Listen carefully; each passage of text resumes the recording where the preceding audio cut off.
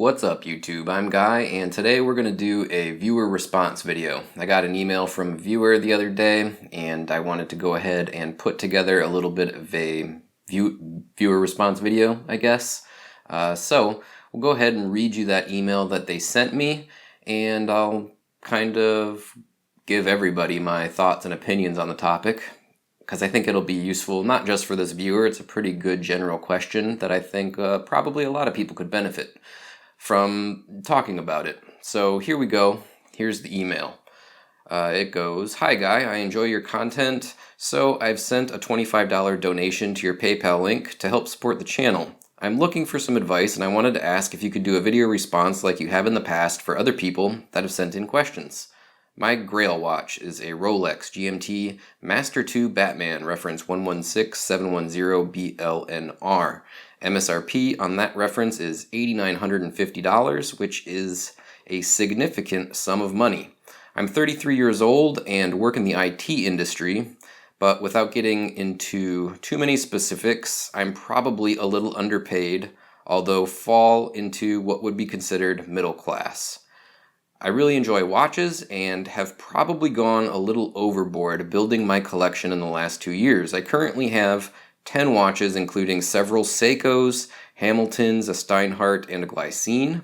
I have this problem where I see a cool, affordable watch and impulse buy them, and I can't seem to save up the big money to buy the watch that I really want. It's easy to save up a few $100s, but it seems like it will take years to save up Rolex money. Do you have some suggestions on how I could go about saving up for the GMT Master 2?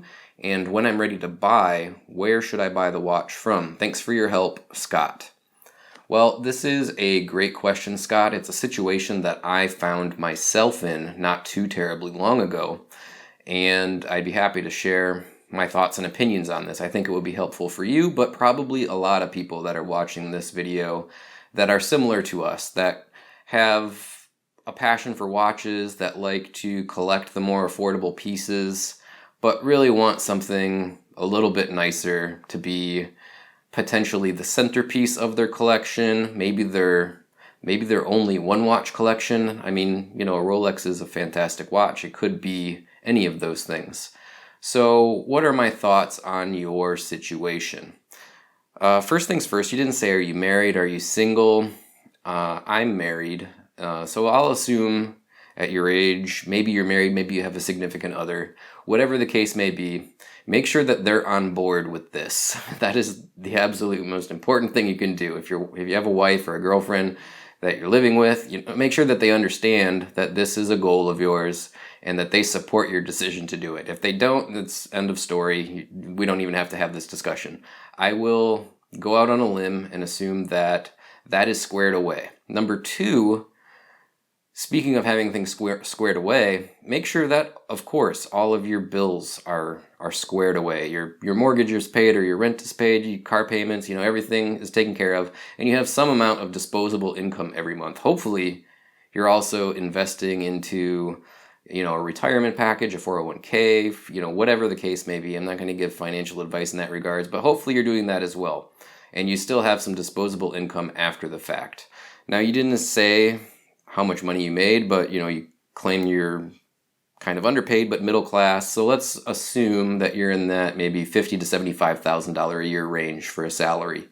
If that's the case, you really shouldn't have too much trouble saving up $8,000 to $9,000 for a Rolex over the course of a year. I would say it would at a year at the most is what it would take, I think, for anybody to get to the point where they can pull the trigger on their grail watch, if it's a Rolex in that price range, a Submariner, a GMT, whatever the case may be. It's not that hard. You just have to buckle down and do it. So, speaking of buckling down, number one, stop buying watches. I know it's difficult. I know that Seiko has a lot of really awesome $300, $400, $500, $600 watches. That's one of the reasons why I love that brand. They have a plethora of really cool watches in their catalog that are super affordable. And it's really easy once a month to be like, I'm going to get that one, I'm going to get this one, and just, keep filling up your watch box. Stop doing that. Would I suggest that you sell off your current collection in order to fund this Rolex? Maybe that's an option. Although you're going to take a big hit because it's not like Seiko watches and Hamilton watches, and I don't have any Steinhardts or Glycines like you'd mentioned, but I assume that they're going to fall into that same category of watch.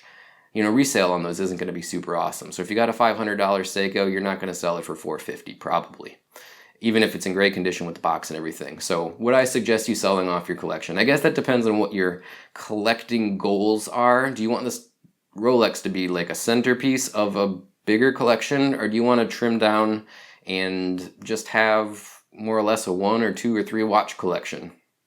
If it were me and I wasn't doing YouTube videos and you needed to have lots of watches to review all the time, I would say, yeah, sell off anything that you aren't in love with and that you aren't wearing routinely. I don't know what type of watch wearer you are. Do you rotate out watches every day? Or do you have watches that sit in the box and collect dust? If you have watches that are collecting dust, get rid of them, is my opinion.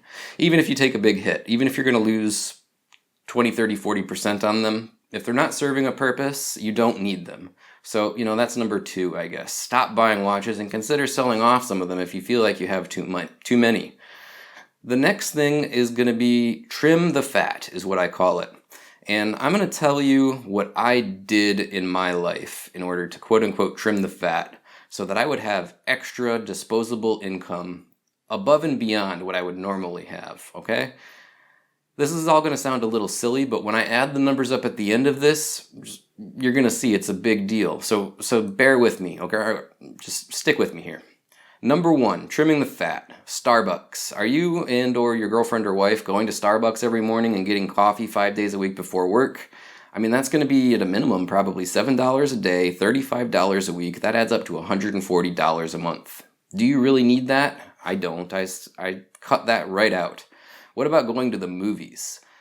Movies are expensive. Where I live, a ticket's like $16. If you go to the movies once a month, 2 people once a month, just to see a movie once a month, we're talking $35 a month. And that doesn't sound like a lot, but bear with me till the end here when I tally up these numbers. What about going out to dinner? Are you taking your girlfriend or your wife out to dinner once a month? Even if it's a reasonable restaurant, like, I don't know, an Olive Garden or Outback Steakhouse, common restaurants around here that aren't super nice by any stretch of the imagination, you're looking at $50 a month. Or a week. I'm sorry, if you're going out weekly out to dinner, $50 a week or $200 a month. That's going to add up. What about takeout? You're ordering pizzas or Chinese food once a week. That's $25 at a minimum every week. That's another $100 a month. You work every day, so you want to eat lunch. Are you going out to lunch every day for fast food or, cheap restaurants or whatever? That's going to be a minimum of $5 a day, probably a lot more. $25 a week, that's another $100 a month. And here's the big, maybe it could be a big one. It depends on you. Alcohol. I don't drink alcohol at all. So that's probably $25 a week that I'm not spending or wasting, if I'm being honest, on a couple of bottles of wine or a bottle of Jack Daniels or, a couple 6-packs of beer, whatever the case may be. We're talking about $100 a month. If you just trim out Starbucks, going to the movies once a month, going out to dinner once a week, having takeout once a week, fast food for lunches every day of the week for, the work week, 5 days a week, and trim out alcohol, we're talking about $675 a month. And that's a conservative estimate. Well, what is that over the course of a year? $8,100. If you just cut that stuff, if you just trim that fat, $8,100 in 1 year. There's your Rolex right there. You didn't really have to work anymore. You didn't have to save anymore. You didn't have to dip into that disposable income above and beyond your bills that you were already used to. You just had to trim some fat.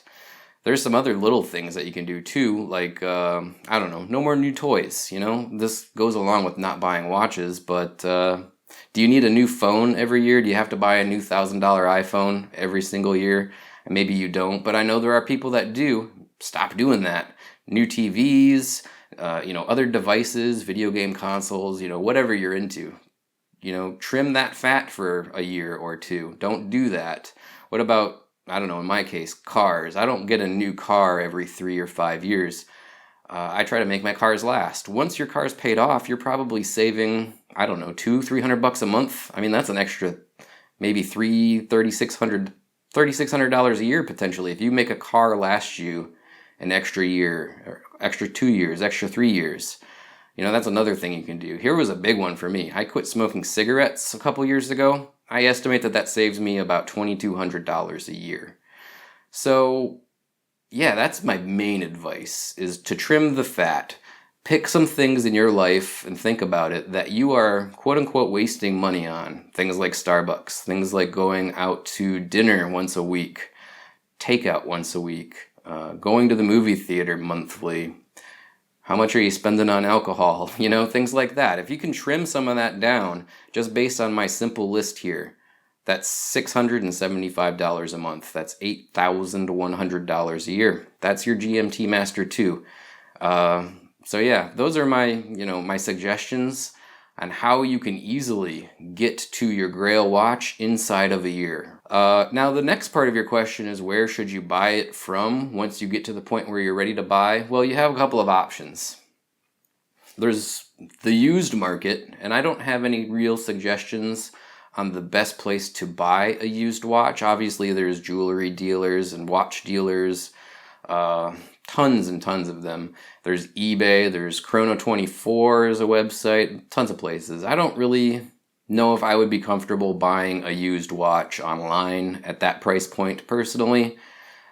But if you do, the thing about it right now anyway is that November, December 2017, buying a used GMT Master 2 Batman is not going to save you a whole heck of a lot of money. It might save you a little bit, but the risk goes way up, and I'm not sure that it's worth it. The next option is, what about gray market? There's things like trusted sellers. One example that I've dealt with is a trusted seller named David SW, davidsw.com. You can find him through the Rolex forums. He's got a website. I mean, that's an option. That is going to be probably a very secure, safe way to buy a Rolex, but it's kind of gray market. It may or may not have a warranty. The thing about that is, and again, you're not going through him, I don't think you're going to save any money versus buying from an authorized dealer. And that's honestly what I'm going to recommend. And it's going to sound counterintuitive because it's constantly harped online that you should buy used. Don't be the guy that buys a brand new watch and absorbs the depreciation. In my case with my Rolex Submariner, what was retail on that? $85.50. I got 12% off. So I got it for about $7,500 plus tax. I couldn't find it used for that price. I definitely couldn't find it new from a gray market dealer for that price. Going through the authorized dealer was the best price that I could find. So first of all, approach authorized dealers, see if they're willing to work with you. And if you throw a number at them, you say, this is what I want to pay, be ready to pay it. Don't be that guy that goes in kicking the tires and then negotiating price. And when they accept your price, you say, okay, I'll see you in a week maybe. Don't be that guy. That's disrespectful. But if you go in with a price in mind and they accept it, take it, jump on it, do it. If you can't, because maybe you don't have a good authorized dealer in your area, do that, then the online trusted seller option is probably what I would suggest next. But again, in my experience shopping around online on the Rolex forums and the specific trusted seller that I have dealt with, David SW, there's no deals right now for stainless steel Rolex sports watches. There's no deals. So I don't know that you're really going to do much better than buying brand new from an authorized dealer. So that's what I would do as far as when you're ready to buy. Figure out what you're willing to pay, figure out what the going price is, get an idea of the kind of discount you think you should get, and negotiate for it. Try to get that discount from an authorized dealer. That's going to be your best bet. I'm going to tell you one quick story about buying from the authorized dealer. My Rolex, the first one that I got, had a problem. I got it home and I put it on my time grapher and it was not running good. I'll be honest, I was pretty distraught about the situation. I just put $8,000 after sales tax, so it was about $8,000, into this Rolex, and I was really not happy with the way it was running. It was keeping okay time, but the time grapher was showing all sorts of errors in the graph, on the beat graph. Its amplitude was at an unacceptable level, in my opinion. And I reached out to my authorized dealer. I told them what was going on, and they gave me a brand new one. They took it back after 3 days. Stickers had been peeled off. I'd been wearing it a couple of days. They took it back and replaced it. You're not going to get that kind of service for sure if you buy used. And if you buy from a gray market dealer, you're not going to get that kind of service. If something goes wrong, you're going to be out of luck, potentially. Hopefully it has some sort of warranty left on it from Rolex. And, best case scenario, you're mailing this watch to Rolex and waiting 4-6 weeks for them to hopefully fix it. So, yeah, if it was me, I would do everything in my power to buy from an authorized dealer. And I know nobody is saying that that is the correct thing to do. If you watch other people's videos, they're saying don't be the guy that buys retail and absorbs that depreciation. Number one, I don't really think there is any depreciation on Rolex watches right now, as of today. There's no deals out there. And number two, the buyer assurance, I guess, buyer's assurance, is that the right way to describe it? That you get from the dealer, having that after the purchase service. I mean, in my case, it saved me $8,000, potentially. I might have been, unfortunately, stuck with a not working correctly watch, worst case scenario.